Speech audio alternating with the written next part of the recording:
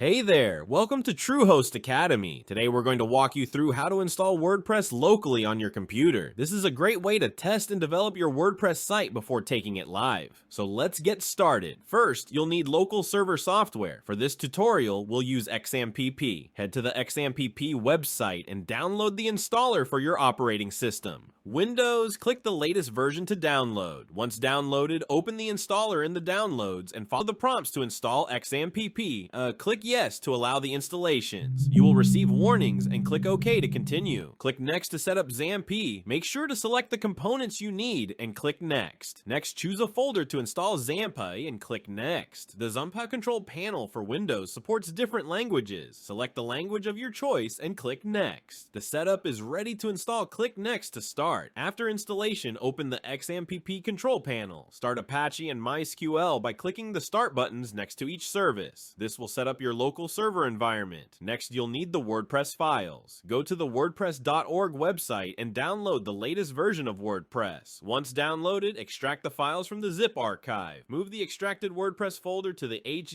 docs directory inside your XAMPP installation folder. You can rename the folder My Website or create a new folder and rename it to anything you like. For example, WP site. Copy and paste WordPress to the new folder. Now let's set up a database for WordPress. Open your web browser and go to http://localhost/phpMyAdmin. Click on Databases, enter a name for your database, let's say DB1, and click Create. Open a new tab in your web browser and go to http localhost my website or whatever you named your WordPress folder. You'll see the WordPress setup screen. Select your language and click Continue. Click Let's Go. On the next screen, enter your database details. The database name you created, username, root, and leave the password field blank. Click Submit and then run the installation. Fill in your site title, username, password, and email address. Click Install WordPress and you're done. Log in with the credentials you just created and start exploring your new local WordPress site. Next, I'm going to show you how to install WordPress locally using localWP. To begin, head over to the localWP website. Let's download the application. Once the download is complete, open the installer and follow the prompts to install localWP. Now that we have localWP installed, let's set up our first WordPress site. Click on Create a new site. You'll be prompted to name your site. Next, choose a local environment. The default options are usually fine, but you can customize them if needed. Now, click Continue and choose your preferred WordPress username, password, and email address. These will be your login credentials. Once you've entered your credentials, click Add Site. localWP will now set up your WordPress installation.